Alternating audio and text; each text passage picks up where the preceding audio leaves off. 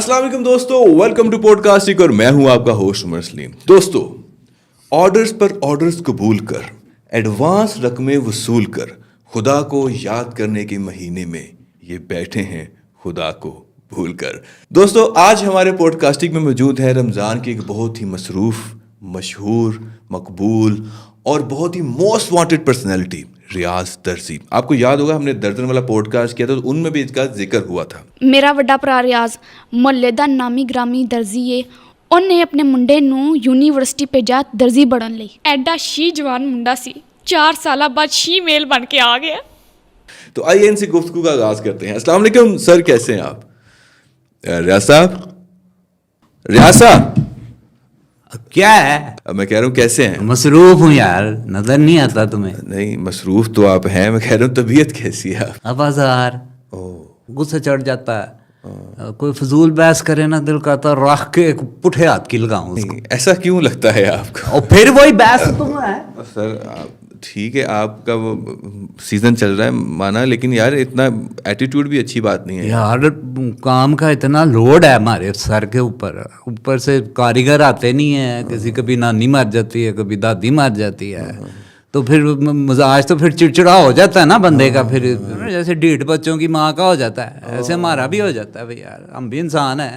नहीं सर, आपको पॉडकास्ट में बुलाने का मकसद ही ये था कि आप यार ऊपर से तुम्हारा उज़ैफ़ा उठा के मुझे ले आया दुकान से, है पॉडकास्ट करनी है। मेरे पीछे करोड़ों का जो है वो बिजनेस का लॉस हो रहा है। सर माना आपके पास लोगों की जेबें काटने का लाइसेंस है, लेकिन इतनी लंबी लंबी तो ना छोड़े यार। ये मेरे पास ना गले काटने का भी लाइसेंस है तो जरा तमीज से बात करो मेरे साथ। सर आप तो माइंड कर गए। बाकी सब फर्जी है, टेलर सिर्फ रियाज दर्जी। वाह सर, क्या बात है। अच्छा एक बात बताएं कि कितने पैसे कमा लेते हैं हम रमज़ान के? मतलब एक आल्टो निकल आती है? यार वो मेरी टेलर शॉप है, मैं कोई जीतो पाकिस्तान नहीं चलाता है।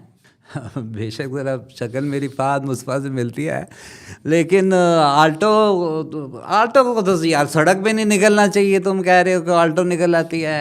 क्या वो टांके लगा के उसको 3 डब्बे को उन्होंने एक वो साबुनदानी जैसी बना दिया है, तो वो काबिल है, वो गाड़ी है वो। अरे नहीं सर, मिडिल क्लास लोगों की तो वही तो सवारी है, मतलब सस्ती भी है और हमारा काम भी चल जाता है। तुम इतनी तारीफें कर रहे हो आल्टो की, ऊबर शुबर चलाते हो है?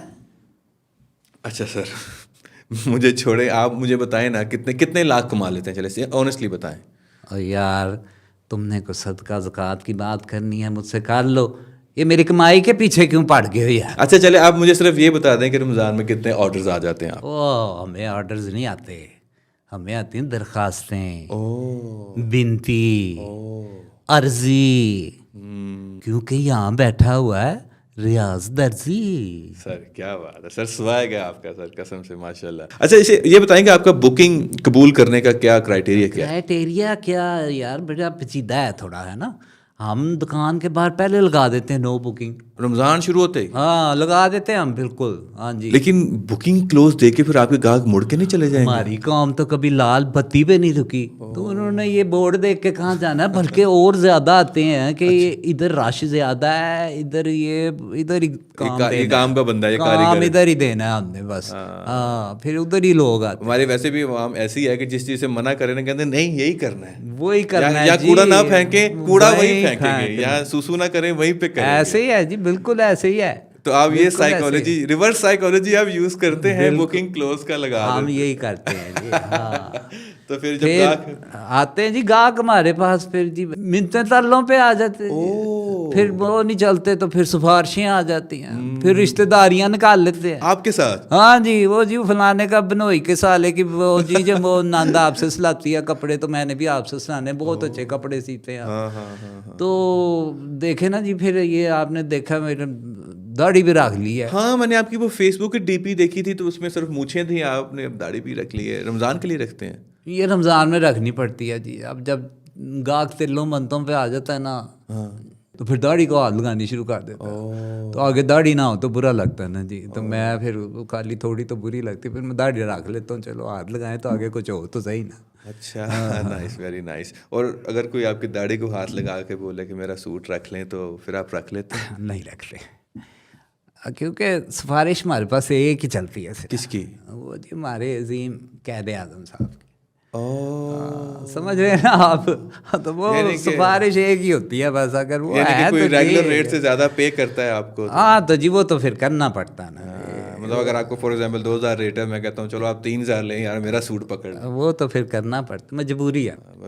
بابا قائد اعظم کی رسپیکٹ میں پھر ہماری بھی تو کمائی کا یہی سیزن ہے نا جی. پھر ہم نے بھی تو کمانا نا، بچوں کو روٹی بھی تو کھلانی ہے.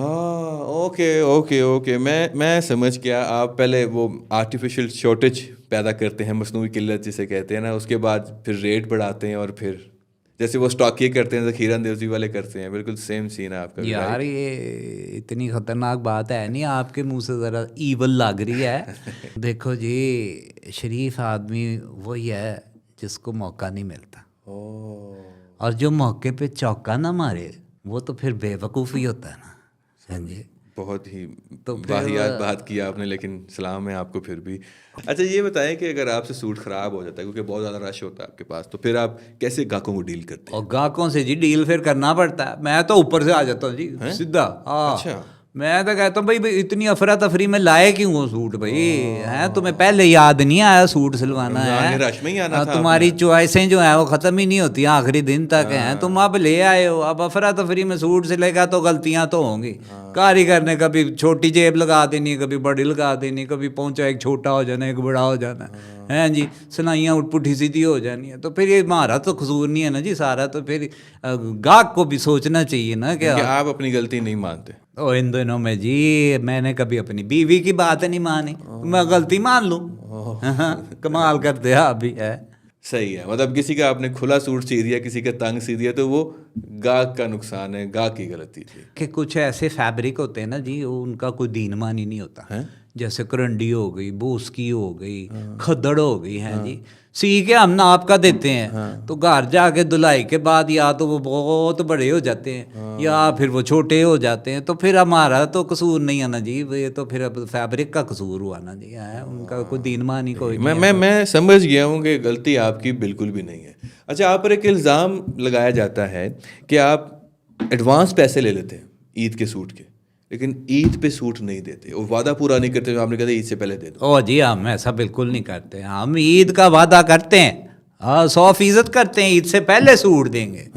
لیکن عید کون سی ہے اس کا وعدہ نہیں ہم کرتے.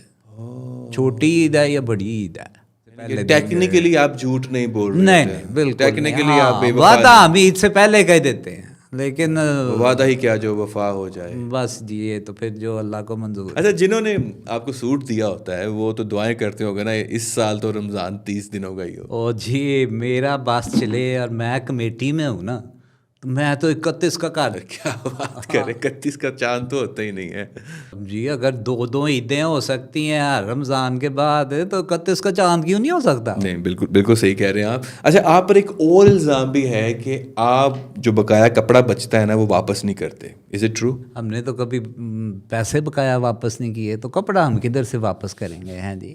نہیں سر، ان کے بچوں کا سوٹ بن جائے گا نا. ہمارے بچوں کا عید کا سوٹ نہیں سل سکتا ہے. اتنے سے کپڑے کا انہوں نے کیا کرنا ہے گھر لے جا کے؟ ہیں بڑے کروڑ بچا لیں گے وہ کپڑا بچا کے. بڑے ظالم قسم کے درزی ہیں یار. آپ سے لوگوں کی عیدیں جڑی ہیں، امیدیں جڑی ہیں، رسیدیں جڑی ہیں، اور آپ ہمارے جذبات کے ساتھ کھیلتے ہیں.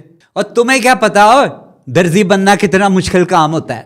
40 سال ہو گئے میں نے کبھی اپنے بچوں کے ساتھ چاند رات نہیں بنائی.